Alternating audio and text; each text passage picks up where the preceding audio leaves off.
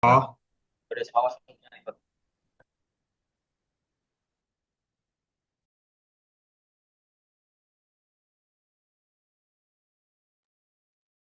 Baik, Assalamualaikum warahmatullahi wabarakatuh.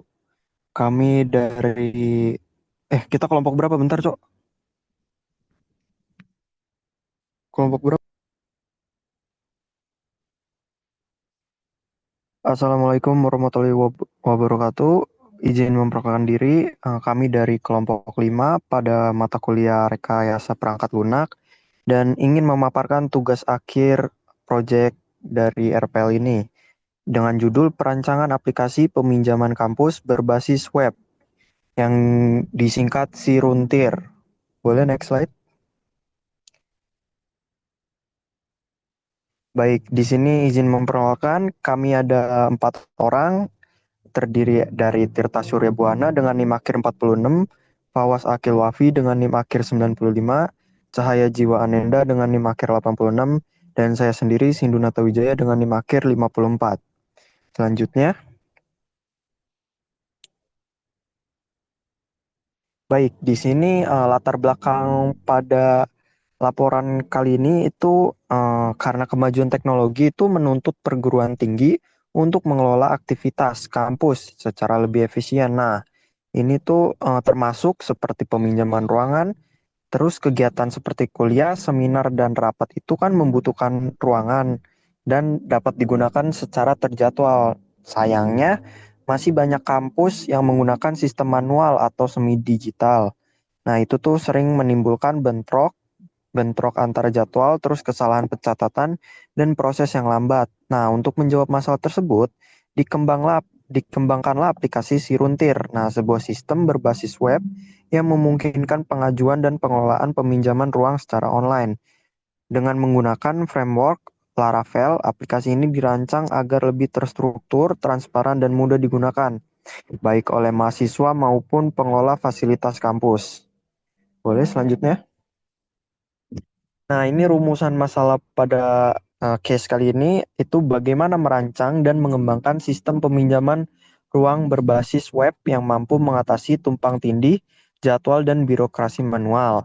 Selanjutnya, apa saja kebutuhan fungsional dan non-fungsional yang harus dipenuhi agar sistem dapat digunakan secara efektif oleh seluruh sivitas kampus. Dan yang terakhir, bagaimana penerapan metode agile atau Scrum yang dapat membantu membangun sistem secara iteratif dan sesuai kebutuhan pengguna. Selanjutnya, nah ini untuk tujuannya itu yang pertama membuat sistem peminjaman ruang kampus berbasis web yang lebih efisien dan terstruktur. Yang kedua, menghindari tumpang tindih jadwal dan mempercepat proses persetujuan. Yang ketiga, menyediakan informasi jadwal ruang secara real time dan transparan. Yang keempat, menerapkan metode agile atau Scrum untuk mengembangkan sistem secara bertahap dan adaptif. Boleh next slide? Ini manfaat dari aplikasi yang telah kami rancang itu untuk mahasiswa dan organisasi ada mengajukan peminjaman ruang agar menjadi lebih cepat dan mudah. Terus mengetahui ketersediaan ruang tanpa harus datang langsung. Terus untuk dosen dan staf ada penjadwalan kegiatan akademik agar menjadi lebih praktis, terus menghindari konflik jadwal atau pembatalan yang mendadak. Kalau untuk admin dan pengelola itu mempermudah dalam otomatisasi pencatatan dan persetujuan. Terus data penggunaan ruangnya juga lebih rapi dan siap digunakan untuk laporan. Lanjutnya. Ini metode-metode yang dalam pengembangan sistemnya dalam aplikasi Siruntir. Nah, itu dikembangkan menggunakan metode agile dengan kerangka kerja Scrum karena sifatnya yang fleksibel, iteratif, dan kolaboratif. Nah, alasan pemilihan metode ini tuh karena yang udah disebutin tadi, fleksibel itu mudah untuk menyesuaikan dengan perubahan kebutuhan pengguna. Dalam iteratif itu dikembangkannya dalam siklus pendek, sprint dengan hasil fungsional di akhir setiap siklus. Kalau dalam kolaboratif, itu mendorong komunikasi aktif antara tim pengembang dan pengguna. Selanjutnya. Nah, ini tambahan Scrum yang digunakan tuh ada sprint planning, terus ada daily Scrum, ada sprint review, terus ada sprint retrospektif. Nah, ini untuk arsitektur sistemnya. Dalam arsitektur sistem aplikasi Siruntir atau sistem informasi peminjaman ruangan, Untirta dirancang menggunakan pendekatan tiga lapis atau three-tier arsitektur yang terdiri dari front end, ada HTML, CSS, dan JavaScript. Terus ada back end yang menggunakan Laravel Framework, PHP. Terus database-nya menggunakan MySQL. Selanjutnya bakal dijelaskan oleh teman saya. Dipersilakan. Ya, setelah tadi apa yang dijelaskan, sekarang bisa kita lihat untuk flowchart dari bagaimana sistem Siruntir ini bekerja. Yang pertama ada user.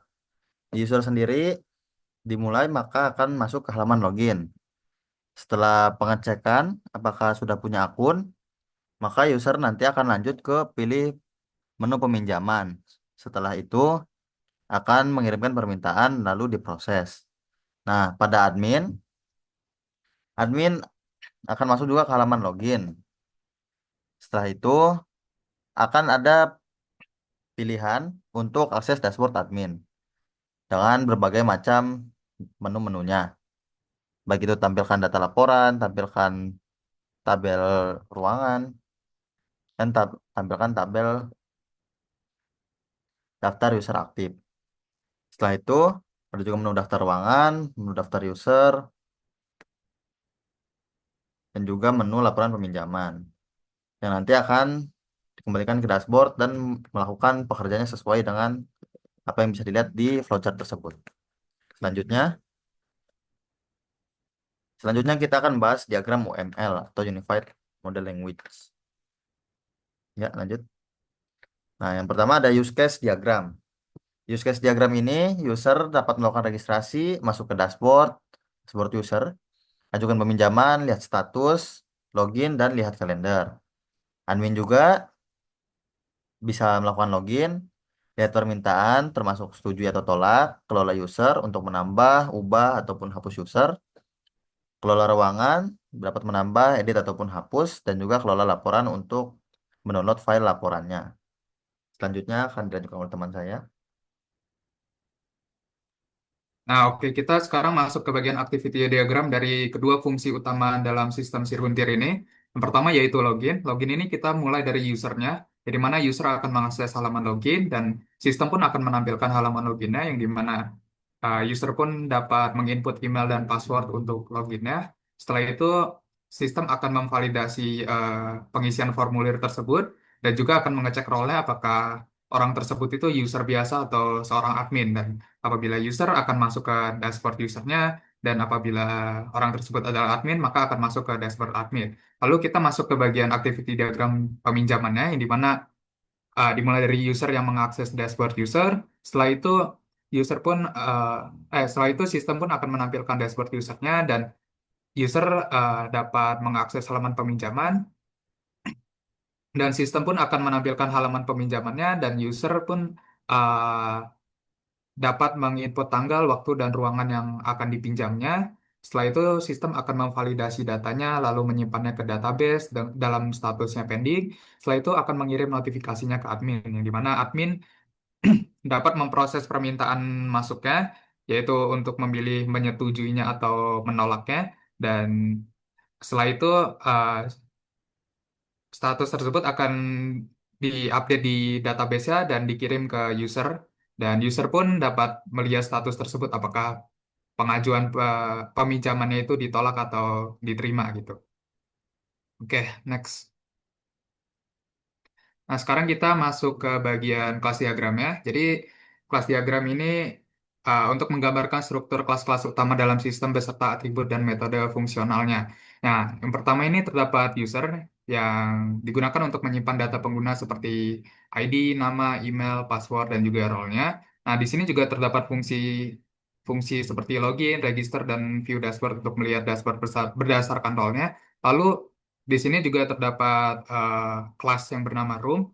Nah, ini untuk mewakili entitas ruangan dengan atribut seperti nama ruangan, lokasi, kapasitas, dan juga fasilitasnya. Nah, fungsi-fungsi yang tersedianya itu antara lain yaitu create room untuk membuat roomnya, lalu update room untuk mengupdate roomnya, lalu menghapus room yaitu menggunakan delete room, dan mengecek ketersediaan ruangan menggunakan check availability. Lalu ada kelas peminjaman yang menjadi penghubung antara user dan roomnya. Dan atributnya ini mencakup tanggal dan waktu peminjaman serta status peminjaman yang bisa berupa tertunda, disetujui atau ditolak. Nah, untuk metode pada kelas ini yaitu untuk create booking untuk membuat peminjamannya, lalu update status untuk mengubah statusnya, lalu cek konflik untuk mendeteksi jadwal yang bentrok.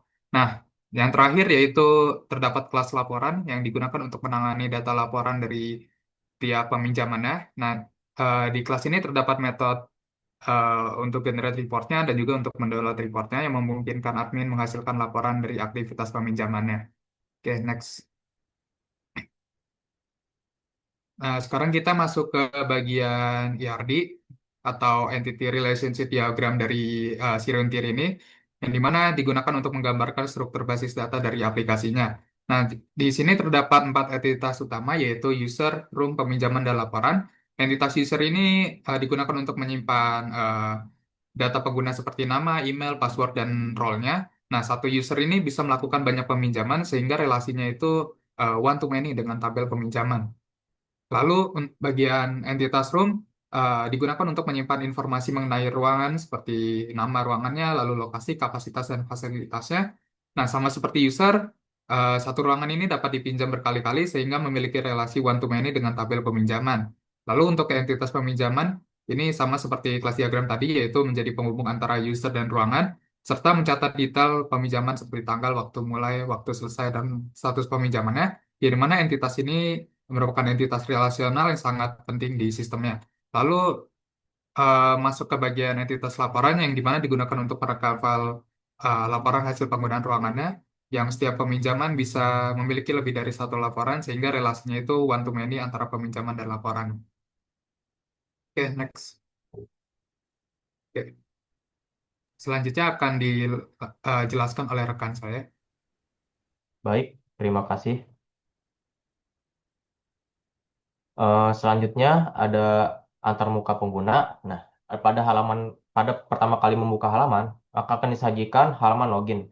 Di sini terdapat kolom untuk mengisi email dan sandi untuk login ke dalam websitenya. Jika tidak memiliki akun, maka user dapat pergi ke halaman pembuatan akun dengan mengisikan kolom nama, email, sandi, dan mengkonfirmasi ulang kata sandi. Selanjutnya, ketika pengguna sudah login, maka akan disajikan dashboard pengguna. Eh, Pada dashboard pengguna, tampilannya seperti ini. Terdapat apa namanya jumlah ruangan yang ditunggu, jumlah ruangan yang telah user ajukan untuk menu- untuk menunggu persetujuan dan yang sudah setujui. Lalu user dapat juga membuat peminjaman. Lalu di dashboard admin, di sini terdapat total ruangan dan total pengguna. Yang total pengguna ini merupakan user, lalu ada peminjaman tertunda dari user menunggu dikonfirmasi. Lalu ini adalah bagian di mana permintaan yang disetujui oleh admin. Selanjutnya terdapat halaman daftar ruangan untuk admin. Sini terdapat 3 ruangan. Lalu ada halaman daftar user untuk admin. Ini adalah jika admin ingin melihat user mana saja yang telah mendaftar di website ini. Selanjutnya pada implementasi terdapat di sini terdapat struktur folder dengan menggunakan framework Laravel. Implementasi aplikasi Siruntir dilakukan menggunakan framework Laravel dengan versi 10 yang berbasis PHP. Sistem ini dikembangkan dengan arsitektur yang struktur, memisahkan bagian tampilan view, logika aplikasi atau controller, dan pengaturan rute. Tujuan implementasi ini adalah untuk merealisasikan fitur-fitur utama yang telah dirancang, seperti autentikasi pengguna, peminjaman ruangan, manajemen data, admin, serta pembuatan laporan. Pada folder resource atau view berisi semua file tampilan atau muka pengguna yang ditampilkan di browser. Setiap halaman front-end ditulis menggunakan Blade template Laravel. Nama filenya blade.php. Struktur folder disusun berdasarkan peran dan fitur seperti halaman login, dashboard user, halaman admin, dan komponen UI yang dapat digunakan ulang kembali. Selanjutnya, pada folder app HTTP controller, dia menyimpan controller atau logika-logika eh, yang di yang disetting pada aplikasi. Controller dibagi menjadi beberapa subfolder sesuai peran pengguna, yaitu admin, out, dan user, sehingga lebih mudah dikelola dan dipelihara. Ini merupakan tampilannya, struktur controller. Selanjutnya, pada folder rute, mendefinisikan seluruh rute atau endpoint dalam aplikasi. File web.php menangani rute utama, out.php untuk autentikasi, dan filenya digunakan untuk kebutuhan API, broadcasting, atau task terjadwal. Lalu pada pengujian sistem, dilakukan dengan dua cara, yaitu black box testing. Dilakukan dengan cara menguji setiap fitur aplikasi dari sisi antarmuka pengguna tanpa melihat kode. Eh, Testing ini fokus pada input dan output dari sistem. Yang kedua, ada unit testing dengan Laravel PHP Unit. Tes ini dibuat untuk menguji fungsi-fungsi penting seperti validasi data, pengecekan ketersediaan ruangan, dan pengiriman notifikasi. Sini ada tabel mana saja, sini ada tabel hasil pengetesannya, login dan logout menggunakan black box berhasil, registrasi akun menggunakan black box berhasil, pengajuan peminjaman menggunakan black box berhasil, persetujuan admin berhasil, notifikasi berhasil, mengatur, mengedit, dan menghapus ruangan berhasil, generate laporan berhasil, dan validasi ketersediaan menggunakan unit tes PHP berhasil. Tidak terjadi bentrok jadwal. Kesimpulannya, aplikasi Siruntir ini yang telah kami rancang dan implementasikan menggunakan framework Laravel dengan pendekatan model view controller atau MVC. Sistem ini mampu menyelesaikan berbagai permasalahan pada proses peminjaman ruang di kampus, seperti tumpang tindihnya jadwal, proses yang lambat, dan kurangnya transparansi. Fitur-fitur utama seperti registrasi pengguna, peminjaman, manajemen ruang oleh admin, hingga notifikasi berjalan dengan baik. Selain itu, penerapan metode Agile dengan Scrum terbukti efektif dalam mendukung proses pengembangan secara bertahap dan responsif terhadap kebutuhan pengguna. Berdasarkan hasil pengujian, aplikasi ini dinyatakan berfungsi dan layak digunakan di lingkungan kampus. Eh, Kami juga memiliki saran untuk pengembangan selanjutnya pada rancangan ini. Untuk mengembangkan lebih lanjut, aplikasi ini dapat diintegrasikan dengan sistem informasi akademik atau SIAKAT, berguna untuk menyinkronkan data dan jadwal kuliah secara otomatis. Penambahan fitur sinkronisasi kalender eksternal juga dapat mempermudah pengguna dalam mengatur jadwal pribadi. Selain itu, pengembangan aplikasi versi mobile natif akan meningkatkan kenyamanan pengguna dan memungkinkan pengiriman notifikasi lebih cepat. Sistem notifikasi sebaiknya dikembangkan ke berbagai kanal, seperti dapat dikirimkan melalui email dan WhatsApp, serta dilengkapi dengan modul pelaporan visual agar pengelolaan ruang kampus dapat lebih strategis dan efisien. Baik, terima kasih. Baik, mungkin cukup sekian dari kelompok 5. Selebihnya mohon maaf jika ada salah kata perbuatan. Semoga apa yang kami paparkan dapat bermanfaat dan dapat dipahami dengan baik. Wassalamualaikum warahmatullahi wabarakatuh.